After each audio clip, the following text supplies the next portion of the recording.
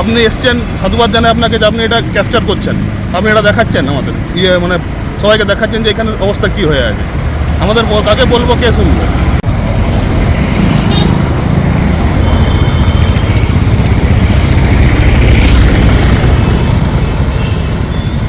একবার বলুন দেখি, যে গাছগুলো আমরা দেখাচ্ছি সেই গাছগুলো আদৌ বাঁচবে? এই পরিমাণ দূষণে যে গাছগুলো রয়েছে সেই গাছগুলো কি বাঁচবে? একবার বলতে পারেন গাছগুলোর অবস্থা দেখে। এবং এই গাছগুলো লাগানো হয়েছিল সবুজায়নের জন্যে, সুন্দর যাতে পরিবেশ থাকে, কিন্তু গাছগুলোর পরিস্থিতি দেখুন এবং কী কারণে হচ্ছে তা আমরা সরাসরি দেখাবো। গাছের অবস্থা জাস্ট ধুলোবালি উঠছে। কত কষ্ট হয় ধুলোবালিতে? কষ্ট তো হয়, এই এলাকার ডাস্টগুলো প্রচুর উঠে। মানে বলার কিছু নেই, মানুষ কত প্রোটেস্ট করবে, কতই বা বলবে। আমরা ভুক্তভোগী আছি। আপনি এসছেন সাধুবাদ জানাই আপনাকে যে আপনি এটা ক্যাপচার করছেন, আপনি এটা দেখাচ্ছেন আমাদের মানে সবাইকে দেখাচ্ছেন যে এখানে অবস্থা কি হয়ে আছে। সরকার বলছে সবুজায়নের কথা, বাড়ি থেকে বেরিয়ে বাড়ি যখন ঢোকে মানুষ জিজ্ঞেস করে এত কালো কি করে হলো। এবং সবুজায়ন যেটা দরকার মানুষের জন্যে, অক্সিজেন থেকে শুরু করে সুন্দর স্বাস্থ্য রক্ষা করার জন্যে, পরিবেশকে সুন্দর রাখার জন্যে। আসানসোলের পাঁচপুরের কাছে জিটি রোড থেকে জাতীয় সড়ক যাওয়ার রাস্তায় কিছু গাছের দৃশ্য আপনাদের দেখাবো। একদম সরাসরি এই গাছগুলো দেখুন, এগুলো রাস্তার ধারে লাগানো হয়েছে যাতে সবুজায়ন হয়, কিন্তু এক একটা গাছের অবস্থা দেখুন। আর তারপর আমি দেখাবো আমার হাতটা কি হচ্ছে। শুধুমাত্র একটা গাছের পাতাকে একটুখানি নাড়াচাড়া করার পরে এই হাতের অবস্থাটা একবার দেখুন পরিষ্কারভাবে, কি পরিমাণ দূষণ এখানে হচ্ছে। কিন্তু কেন এই দূষণ হচ্ছে?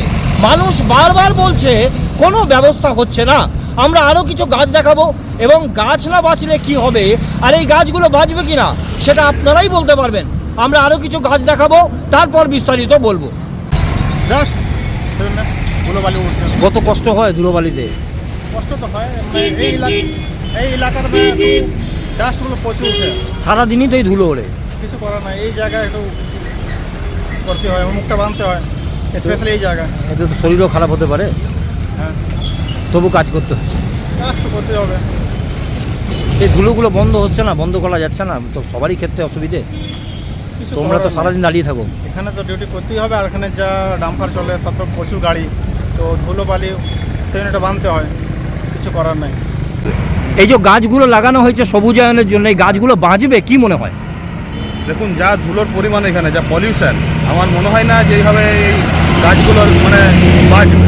গাছগুলো রাখা হয়েছে, কিছুদিন তো জল দিচ্ছিল, কিছুদিন আগে মোটামুটি 6 মাস আগে, এখন তো জল ফল দেওয়ার কোনো সিন নেই। আর ধুলোর আপনি প্রত্যেকটা পাতা দেখাতে পারেন, আর পাতাতে যে ধুলোর লেয়ারটা বসে আছে না, এই লেয়ারটা দেখলে বুঝতে পারবেন মানে গাছ এগুলো না বাড়ছে না কিছু, যখন থেকে লাগিয়েছে এই সাইজেরই হয়ে আছে। আর পুরো পাতাগুলো ঝরে ঝরে পড়ছে, আর পলিউশনের অবস্থা খারাপ হয়ে গেছে। এখানে মানুষের থাকা দায় হয়ে গেছে। এত দূষণের কারণ কি? দূষণের কারণ এখানে যে মোটামুটি যে ফাইটিংগুলো চলছে, পুরো ধুলোটা তো নেমে আসছে, ডাউন আছে না, বৃষ্টিতে জল পড়ছে, পুরো ধুলোটা নেমে আসছে। ট্রাক যাচ্ছে, ট্রাকের সঙ্গে চাকার সঙ্গে সঙ্গে আপনার পুরো ধুলোটাও যাচ্ছে। ট্রাকের থেকেও তো জিনিসগুলো পড়ছে, গুঁড়োগুলো। পুরো ওভারলোড যাচ্ছে তো পড়বেই তো। ওই আপনার কয়লার যে ইয়েগুলো যাচ্ছে, কালো ডাস্টটা যাচ্ছে, পড়ছে। আমরা এখানে আমার স্থানীয় মানুষ, আমরা এখানে থাকায় দুঃসাধ্য হয়ে গেছে আমাদের। এখন তো দিনের বেলা তাও ঠিক, রাত্রেবেলা যখন গাড়ি যায় না, পুরো ধোঁয়া দেখায়, মানে কুয়াশা দেখায়, পুরো মেঘ দেখায়, মানে মেঘ মনে হয় একদম। তো আপনাদের এখানে এতদিন ধরে আছেন, কষ্টে আছেন, কেউ কিচ্ছু করছে না। কি বলবো এবারে, ধরুন এগুলো প্রশাসনিক ব্যাপার, মানে বলার কিছু নেই। মানুষ কত প্রোটেস্ট করবে, কতই বা বলবে। আমরা ভুক্তভোগী আছি। আপনি এসছেন সাধুবাদ জানাই আপনাকে যে আপনি এটা ক্যাপচার করছেন, আপনি এটা দেখাচ্ছেন আমাদের মানে সবাইকে দেখাচ্ছেন যে এখানে অবস্থা কি হয়ে আছে। আমাদের কাকে বলবো, কে শুনবে? বহুদিন ধরে, এটা এমন নয় যে এই হালে ফিলহাল 6 মাস 1 বছর, এটা বহুদিন ধরে, কোনো ঠিক নেই কতদিন ধরে। এটা বারবার বলা হয়েছে, জল মারা হতো প্রথমে, এখন জলও বন্ধ দেওয়া হয়ে গেছে। ঝাড়ু মারতে, এখন ঝাড়ুটাও বন্ধ হয়ে গেছে।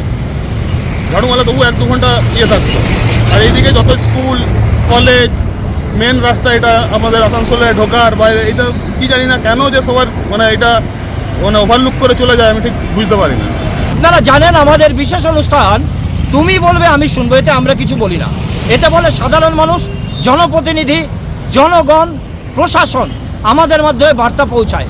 বিশ্বাস করুন, এই যে এলাকায় আমরা দাঁড়িয়ে আছি, এখানে সিভিক ভলেন্টিয়ার থেকে শুরু করে সাধারণ মানুষ থেকে শুরু করে মহিলা সকলেই বলছে কত প্রতিবাদ করব, কাকে জানাবো। দীর্ঘদিন ধরে একই অবস্থা চলছে এবং সেই জায়গায় আমরা বারবার প্রচেষ্টা করে যাচ্ছি। মানুষ বলছে, তাদের কথা আমরা শোনাচ্ছি, কোন রহস্যজনক কারণে এই ব্যবস্থা নেওয়া হয় না। এবং সরাসরি যদি আপনাদের দেখাই, এই রাস্তায় দাঁড়ালে আপনাকে চোখটা এরকম ঢেকে থাকতে হবে। এত পরিমাণ ধুলো, এত পরিমাণ পলিউশন, একের পর এক গাছ, প্রত্যেকটা গাছ কিন্তু নষ্ট হয়ে যাচ্ছে। বলছে সাধারণ মানুষ, কবে হবে এর ব্যবস্থা, এমনটাই বলছে এলাকার মানুষ। কত প্রতিবাদ করবে তারা। সিভিকও বলছে মুখ ঢেকে থাকতে হয়, এলাকাবাসী বলছে আমরা থাকতে পারি না, দোকানদাররা বলছে খাবার নষ্ট হয়। আর পরিবেশ, তার কথা কে বলবে? গাছ তো কথা বলতে পারে না।